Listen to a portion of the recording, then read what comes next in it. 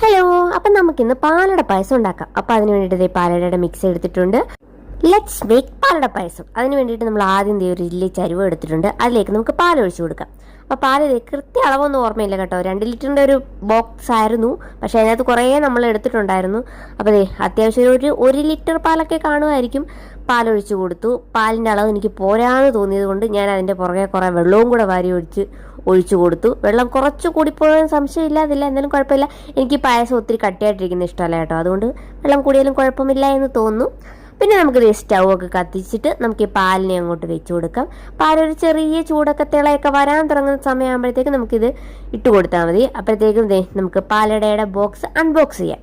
അപ്പോൾ അൺബോക്സ് ചെയ്തിട്ട് നമ്മളൊരു ബൗളിലേക്ക് ഇട്ട് കൊടുക്കുകയാണ്. ഏകദേശം ആ ഒരു ബൗൾ നിറച്ച് കാണുമെന്ന് തോന്നുന്നു, ഉദ്ദേശം തെറ്റിയില്ല, ആ ഒരു ബൗൾ നിറച്ചുണ്ടായിരുന്നു. അപ്പോൾ നമ്മൾ നേരെ അതിലേക്ക് അതിന് ഇട്ട് കൊടുത്തു കഴിഞ്ഞാലുണ്ടല്ലോ ഇതിനകത്ത് എന്തൊക്കെ സാധനങ്ങളുണ്ടെന്ന് അറിയാൻ പറ്റില്ല. അപ്പോൾ ഇതിന് തന്നെ ഷുഗറും കാര്യങ്ങളും ഒക്കെ ഉണ്ട്, അതുകൊണ്ട് ഇനി എക്സ്ട്രാ മധുരത്തിൻ്റെ ആവശ്യമൊന്നുമില്ല. അപ്പം നമുക്കൊന്ന് വട്ടം കറക്കി ഇതുപോലെ ഇട്ട് കൊടുക്കാം. ഇട്ട് കൊടുത്തതിന് ശേഷം പെട്ടെന്ന് തന്നെ നന്നായിട്ട് ഇളക്കാം, അല്ലെങ്കിൽ അടുക്കി പിടിച്ചിട്ട് ആകെ സീനായി പോവും. അങ്ങനെ നമ്മുടെ പാലൊക്കെ നന്നായിട്ട് തിളച്ച് വന്ന സമയത്ത് നമ്മൾ മിക്സൊക്കെ ചേർത്ത് നന്നായിട്ട് ഇളക്കി കൊടുക്കുക. അപ്പോൾ ചെറുതായിട്ട് എനിക്കൊരു ഡൗട്ട് വന്നു, വെള്ളം കുറച്ച് കൂടുതലാണ്, കുറച്ച് അധികം കൂടിപ്പോയത് ഡൗട്ടില്ലാതില്ല. പക്ഷെ കുഴപ്പമില്ല, നമ്മൾ മാത്രമേ കഴിക്കുന്നുള്ളൂ. അപ്പോൾ അതിലേക്ക് കുറച്ച് സാധനങ്ങളൊക്കെ ചേർക്കാം. മിൽമയുടെ നെയ്യ്, മിൽമേനെ വേണോ നിർബന്ധമൊന്നുമില്ല, മിൽക്ക് മെയ്ഡ്, അതുപോലെ തന്നെ കുറച്ച് ഏലയ്ക്ക. ഇത്രയും സാധനങ്ങളോട് അതിലേക്ക് ചേർത്ത് കഴിഞ്ഞാൽ നമ്മുടെ പായസം സെറ്റാണ്. നമ്മൾ ആദ്യം തന്നെ ഏലക്ക ചേർക്കാം. ഏലക്ക ഇങ്ങനെയല്ല, ഇങ്ങനെയാണ് ഞാൻ ചേർത്ത് കൊടുക്കാറുള്ളത്. ഇതാണ് കേട്ടോ കുറച്ച് സേഫ്. ഏലക്കയുടെ തൊലിയിലൊക്കെ ഒരുപാട് പോയിസണൊക്കെ അടിക്കുന്നതാണെന്നാണ് പറയുന്നത്. അപ്പോൾ നമുക്ക് നമ്മുടെ മിൽക്ക് മെയ്ഡിൻ്റെ ക്യാൻ പൊട്ടിക്കാം. ഞാൻ ഈ ക്യാൻ പൊട്ടിക്കുമ്പോൾ ഒന്നെങ്കിൽ ആശാൻ്റെ നെഞ്ചത്ത് അല്ലെങ്കിൽ കളരിക്ക് പുറത്ത് എന്ന് പറയുന്ന അവസ്ഥയാണ് എപ്പോഴും വരാറുള്ളത്.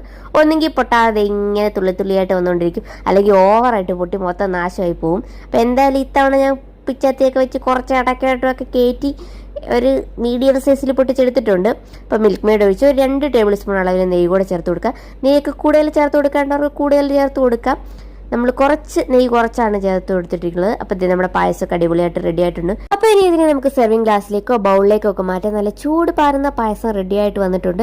എനിക്ക് ഒത്തിരി ഇങ്ങനെ തിക്കായിട്ടിരിക്കാതെ ഇങ്ങനെ കുറച്ച് വെള്ളമൊക്കെ ആയിട്ട് വരുന്നതാണ് കേട്ടോ ഇഷ്ടം. അപ്പോൾ നമ്മൾ അടിപൊളി ചൂടോടുകൂടിയുള്ള പായസം റെഡിയാണ്. ഒന്നെങ്കിൽ നമുക്ക് ഇതിനെ നല്ല ഇതുപോലെ ചൂടോടുകൂടി ഊതി കുടിക്കാം, അല്ലെങ്കിൽ ഫ്രിഡ്ജ് വെച്ച് നല്ല തണുപ്പിച്ച് കുടിക്കാം. രണ്ടും രീതിയിലും കുടിച്ചാലും പാലട നല്ല ടേസ്റ്റാണ് കേട്ടോ. എൻ്റെ ഫേവററ്റ് പായസമായിരുന്നു പാലട പായസം. അപ്പോൾ നമുക്ക് ആദ്യം തന്നെ ഇതിൻ്റെ കഷ്ണങ്ങളൊക്കെ വെന്തോ എന്ന് ട്രൈ ചെയ്ത് നോക്കാം. അപ്പം നല്ല അടിപൊളിയായിട്ട് വെന്തൊക്കെ വന്നിട്ടുണ്ട്. അത് കഴിഞ്ഞിട്ട് ഇതുപോലെ ഇങ്ങനെ വെള്ളം ഇങ്ങനെ കോരി കുടിച്ചുകൊണ്ടിരിക്കുക. എനിക്ക് ഭയങ്കര ഇഷ്ടമാണ് ഇങ്ങനെ പായസത്തിൻ്റെ വെള്ളം ഇങ്ങനെ കുടിച്ചുകൊണ്ടിരിക്കാൻ വേണ്ടിയിട്ട്. അപ്പോൾ പായസം ഉണ്ടാക്കിയതിന് ഒരു പ്രത്യേകത കൂടെ ഉണ്ടായിരുന്നു. മെയ് 20 ബർത്ത്ഡേ ആയിരുന്നു. അങ്ങനെ ഇതായിരുന്നു ഇത്തവണത്തെ എൻ്റെ ബർത്ത്ഡേ പായസം. അപ്പം നമുക്ക് എത്രയും പെട്ടെന്ന് അടുത്ത വീഡിയോ കാണാം. Till then take care, by.